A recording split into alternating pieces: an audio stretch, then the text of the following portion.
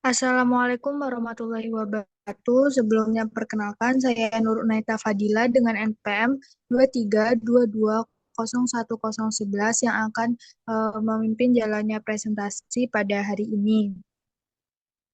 Kami dari kelompok 1 akan mempresentasikan hasil dari CBL ASKEP pada pasien HIV. Next untuk slide.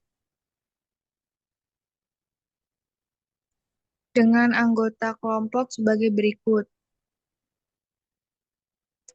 Selanjutnya untuk kasusnya, seorang pasien laki-laki berusia 49 tahun, bekerja sebagai sopir truk dan memiliki riwayat seks bebas dirawat di rumah sakit dengan riwayat diare yang hilang timbul dalam 6 bulan terakhir. Keluhan diare dirasa semakin memperberat dalam 1 minggu terakhir disertai dengan keluhan demam yang naik turun, batuk berdahak, dan sesak nafas. Pasien sudah mencoba mengobati dengan obat warung maupun obat paten yang dijual di apotek, namun tidak memberikan efek sama sekali. Pasien juga mengalami penurunan BB dari 68 menjadi 59 dalam 2 bulan terakhir dengan IMT saat ini 16. Selanjutnya bisa diteruskan oleh teman saya. Baik, untuk data tambahannya yaitu pasien tinggal bersama dengan istri dan kedua anak, wanita yang berusia 12 dan 8 tahun yang belum tahu penyakit suami atau bapaknya, tidak ada riwayat hipertensi. Penggunaan obat terlarang maupun alkohol, hasil pemeriksaan tanda-tanda vital tekanan darah 105/80 mm hidrogirum, nadi 98 kali per menit, respirasi 28 kali per menit, dan suhu 37,9 derajat Celcius. Hasil pemeriksaan fisik torak didapatkan adanya ronki basah pada basal paru kanan dan penurunan fremitus saat perkusi. Hasil perkusi jantung melebar 1 cm dari area mikavikula. Pada pemeriksaan mulut, pasien ditemukan sariawan dan kandidiasis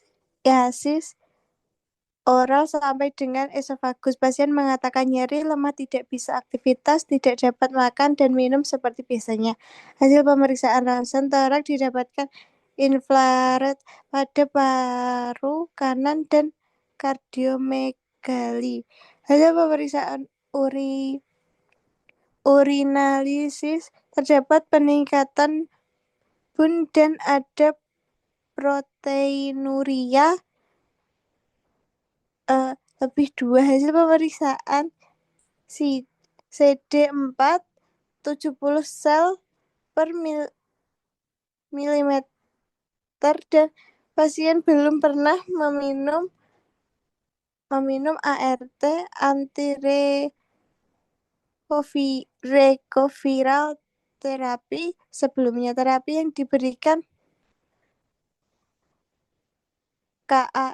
KN3B 20 TPM, cefotaxime 1 gram 3 kali per hari, lalu IV paracetamol 500 mg 3 kali per hari, oral ambroxol 1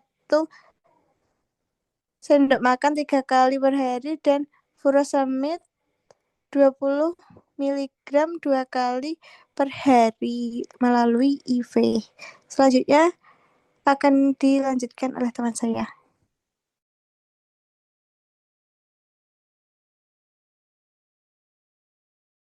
Baik, untuk selanjutnya yaitu pengkajian, yaitu pasien dengan jenis kelamin laki-laki usia 49 tahun.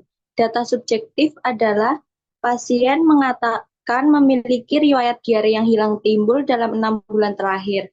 Keluhan diare dirasa semakin memberat dalam 1 minggu terakhir disertai dengan keluhan demam yang naik turun, batuk berdahak, dan sesak nafas.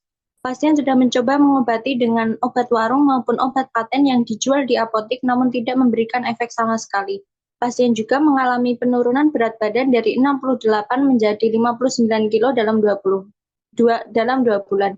Pasien tinggal bersama dengan istri dan kedua anak wanita yang berusia 12 dan 8 tahun yang belum tahu penyakit suami atau bapaknya.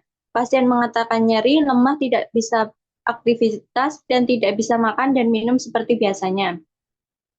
Data objektif yang pertama HMT pasien saat ini 16, hasil pemeriksaan TTP tekanan darah 105/80 mmHg, nadi 98 kali per menit, respirasi 28 kali per menit, dan suhu 37,9 derajat Celcius. Hasil pemeriksaan fisik toraks didapatkan ada ronki basah pada basal paru kanan dan penurunan fremitus saat perkusi. Hasil perkusi jantung melebar 1 cm dari area midclavicular. Pada pemeriksaan mulut pasien ditemukan sariawan dan kandidiasis oral sampai dengan esofagus. Hasil pemeriksaan ronsen toraks didapatkan infiltrate pada paru kanan dan kardiomegali. Hasil pemeriksaan urinalisis terdapat peningkatan BUN dan ada protein urea plus 2. Hasil pemeriksaan CD4 70 sel per mm3 dan pasien belum pernah meminum ART, arteri retroviral terapi sebelumnya. Terapi yang diberikan KAEN 3B20 TPM, cefotaxim 1 gram 3 kali per hari melalui IV, paracetamol 500 mg 3 kali per hari melalui oral, ambroxol 1 sendok makan 3 kali sehari, dan furosemid 20 mg 2 kali sehari melalui IV. Pasien tanpa menahan nyeri dan badannya terasa lemas. Riwayat medis, pasien memiliki riwayat seks bebas dan riwayat diare selama 6 bulan terakhir. Selanjutnya akan dilanjutkan oleh teman saya. Selanjutnya adalah prioritas diagnosa keperawatan. Yang pertama adalah defisit nutrisi berhubungan dengan defisit nutrisi dengan kode D0019 berhubungan dengan peningkatan kebutuhan metabolisme. Ditandai dengan yang pertama ada penurunan berat badan dari 68 menjadi 59 dalam 2 bulan terakhir dengan IMT saat ini adalah 16. Lalu yang kedua dari riwayat diare, terdapat sariawan dan kondisi klinis terkait AIDS. Lalu untuk diagnosa yang kedua ada bersihan jalan nafas dengan kode D0001. Berhubungan dengan proses infeksi ditandai dengan batuk berdahak, sesak nafas, ronki basah pada basal kanan, penurunan fremitus saat perkusi, jantung melebar 1 cm dari area midclavicular, dan infiltrate pada paru kanan dan kardiomegali. Lalu untuk diagnosa yang ketiga ada resiko infeksi dengan kode D0142 berhubungan dengan penyakit kronis ditandai dengan pasien memiliki riwayat seks bebas.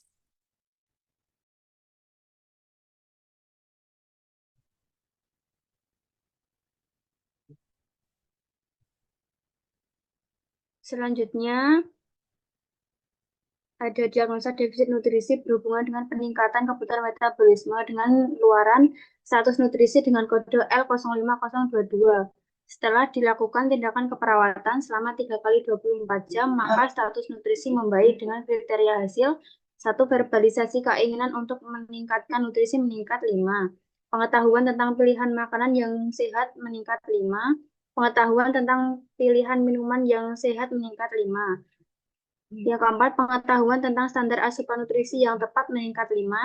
Yang kelima, ada sariawan menurun 5, diare menurun 5, berat badan membaik 5, IMT membaik 5. Yang kedua, ada bersihan jalan nafas berhubungan dengan proses infeksi dengan luaran bersihan jalan nafas dengan kode L01001. Setelah dilakukan tindakan keperawatan selama 3 kali 24 jam, maka bersihan jalan nafas meningkat dengan kriteria hasil. Batuk efektif meningkat 5, produksi sekutu menurun 5, dyspneu menurun 5, frekuensi nafas membaik 5, pola nafas membaik 5. Yang ketiga ada resiko infeksi berhubungan dengan penyakit kronis dengan luaran kontrol resiko dengan kode L14128. Setelah dilakukan tindakan keperawatan selama 3 kali 24 jam, maka kontrol resiko meningkat dengan kriteria hasil.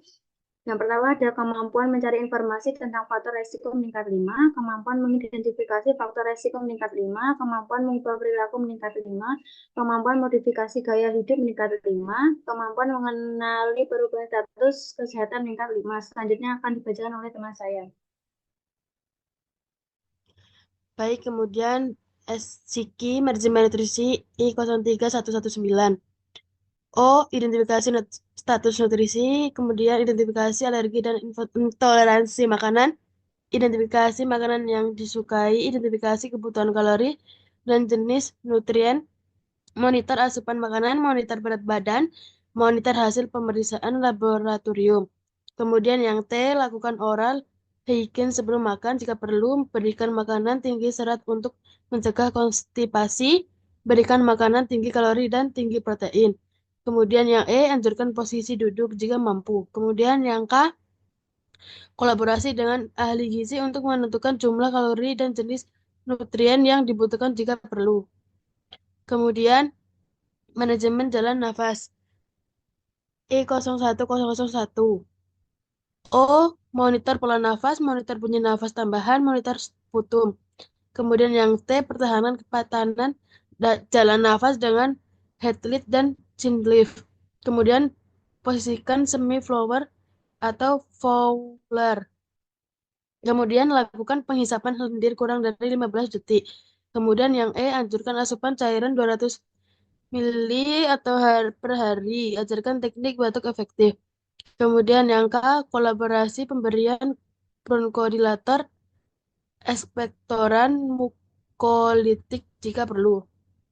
Kemudian pencegahan infeksi I14539. O, monitor tanda dan gejala injeksi lokal dan sistemik. Kemudian yang T, cuci tangan sebelum dan sesudah kontak dengan pasien dan lingkungan pasien. Kemudian pertahankan teknik aseptik pada pasien berisiko tinggi. Kemudian yang E, jelaskan tanda dan gejala infeksi, ajarkan cara mencuci tangan dengan benar, anjurkan meningkatkan asupan nutrisi, anjurkan meningkatkan asupan cairan. Kemudian dilanjutkan oleh teman saya.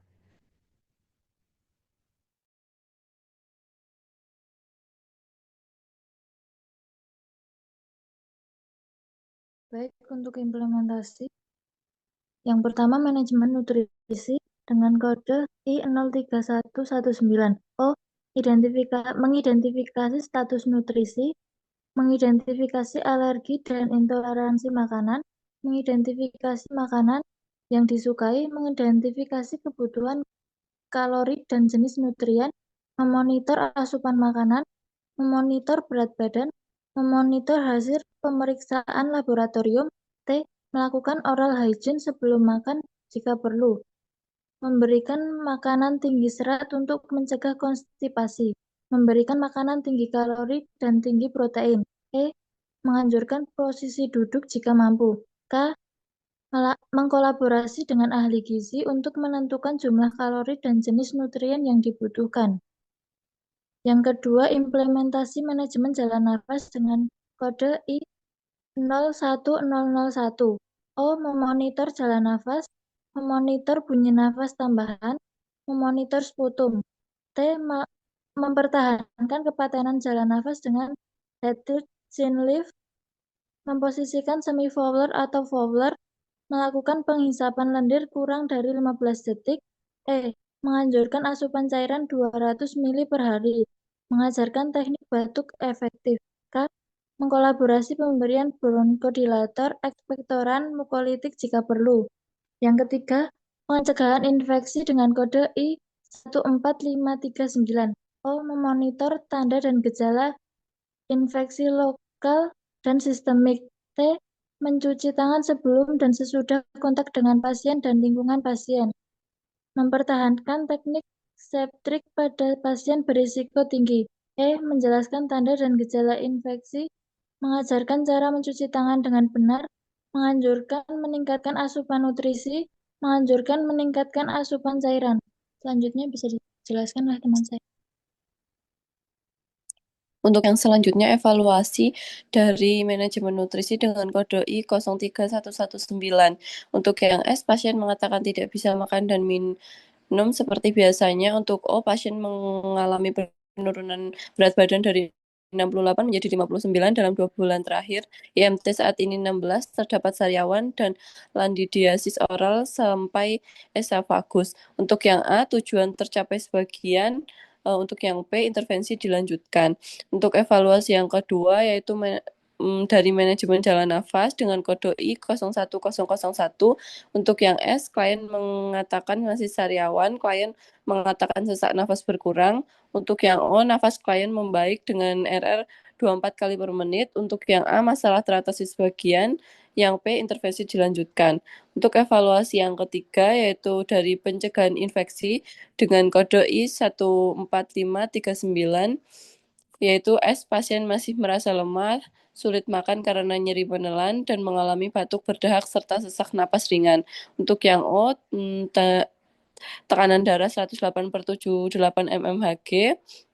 Untuk N 96 kali per menit, RR 26 kali per menit, suhu 37,8 derajat Celcius, IMT 16, rongki basah masih terdengar, kandidiasis oral dan esofagus masih ada, pasien tampak kurus dan lemah. Untuk yang A, masalah teratasi sebagian, P, intervensi dilanjutkan. Selanjutnya dilanjutkan oleh teman saya. Baik, yang selanjutnya adalah kesimpulan dan saran. Untuk kesimpulan, virus yang dikenal sebagai human T lymphotrophic virus type 3 atau lazim disebut human immunodeficiency virus atau HIV.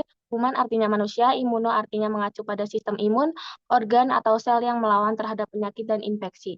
HIV merupakan virus yang mampu menghancurkan sel-sel CD4 yang berfungsi melawan infeksi pada sistem kekebalan tubuh. Acquired Immunodeficiency Syndrome atau AIDS adalah kumpulan gejala penyakit akibat menurunnya sistem kekebalan tubuh oleh virus.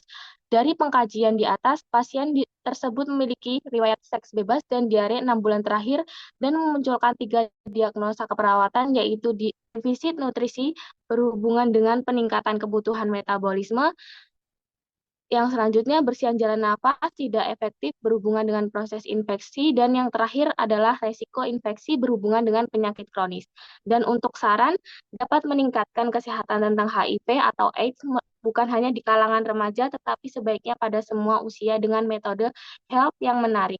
Diharapkan semua masyarakat dapat mengetahui lebih dalam lagi tentang HIV atau AIDS agar dapat mencegah perilaku negatif yang dapat beresiko pada penyebaran HIV atau AIDS.